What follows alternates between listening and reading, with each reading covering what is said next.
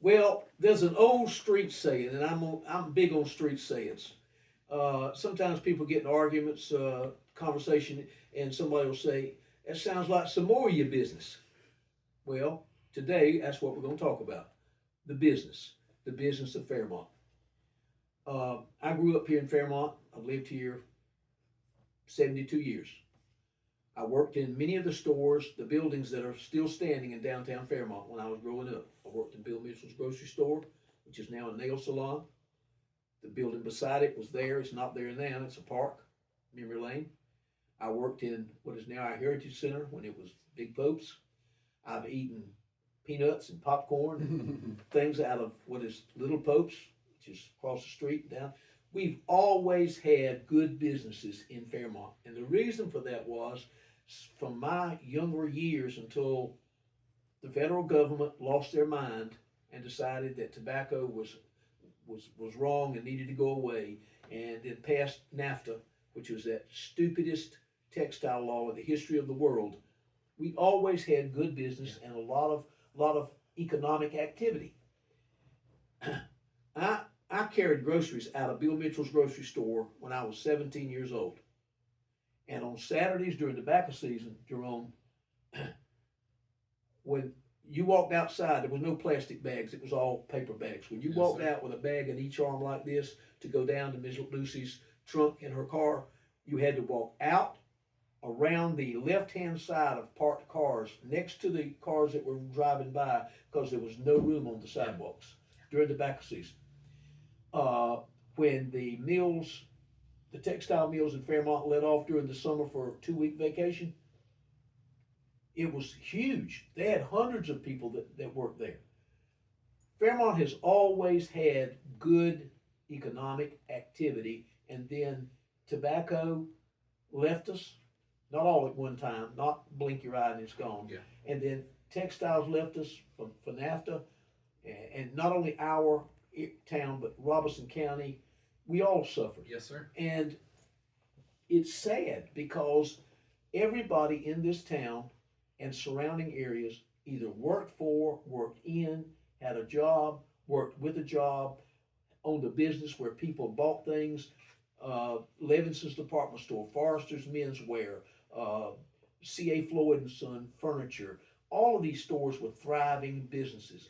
And then we ran into a really bad situation. And we've suffered in this town. And now we're starting to make a comeback. We're crawling out of the hole that we dug for ourselves. Most definitely. And I know that you're doing some things, and since you've been here for the last 29 months, have done some things and are doing some things. And we've got a meeting with some businesses on Tuesday, the 19th, before our town board meeting. So why don't you share with our viewers some of the things that we are doing and that you've done and that we can do to improve business in town? Well, one of the things I would like to share with the listeners is that what you're saying is very much correct. The loss of textiles and farming industry has affected our smaller communities really harsh in southeastern North Carolina and across the state. But this is why planning is important for the citizens listening and for those here in town who wants to be involved in the future of Fairmont. When those businesses went away, those industries went away, the town of Fairmont did not have a plan. But That was not just specifically Fairmont. A lot of our towns did not have plans. didn't need a plan. They didn't need a plan because the money and the jobs and everybody was employed and happy and spending money. Well, that's no longer the case.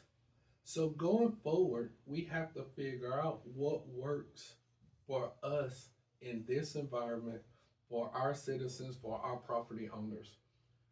You and I have made leaps and bounds in striving to recruit businesses in this town. And it's hard. It's challenging. It could be literally a full-time job. Talking today, we have two large industrial spaces in our town that we are trying to look for tenants for to create jobs and bring business opportunities back here to town of Yeah, Fairmont. this man didn't have to go out and spend a lot of money Yes. on fixing up one of the buildings. He didn't have to do that. That's He right. didn't have to fix the one that ABC is in. That's right. He didn't have to do that. He could have kept his money and spent it somewhere else, but he did. We feel like we owe him trying to get him a renter or a Most leasee definitely. or something. And that's what we're trying to do here in Fairmont. We know what buildings are empty here in the town. We know who their property owners are. Right. And we have had numerous conversations with these owners to get tenants to provide a service or a product that our citizens need. And that's an ongoing battle. When you talked about the meeting we're going to hold tomorrow night prior to our business meeting or our commissioners meeting, that's one of the things we're going to talk to those in the room about. What is it that we have good that's working for the town of Fairmont? What is it that we have that's not working so great? Right.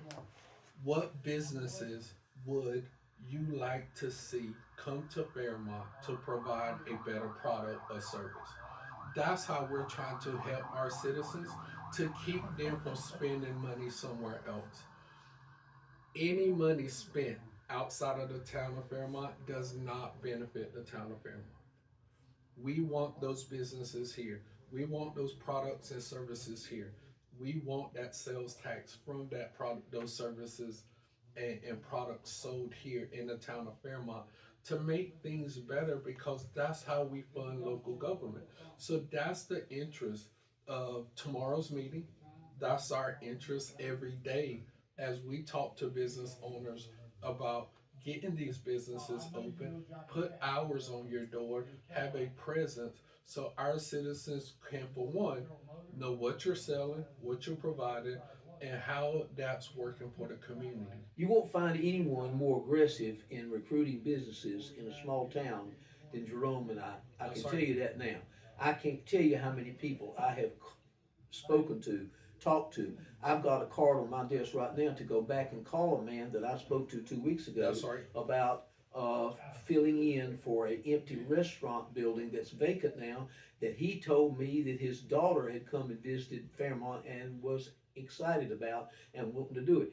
I'll call him 100 times if That's I have right. to until I can get him here That's right. because that's what we have to do. Once we get all the buildings with the types of businesses that people want in them, then that's all we can do Most definitely. in terms of business recruitment. Most But definitely. that's our job. Most definitely. Part of it, anyway. Yes. Yes, sir. You got a lot more to do than that, and except for a couple of 30-minute naps from time to time, I got things I have to do. That's right. I just snore loud sometimes and wake up several That's right. people.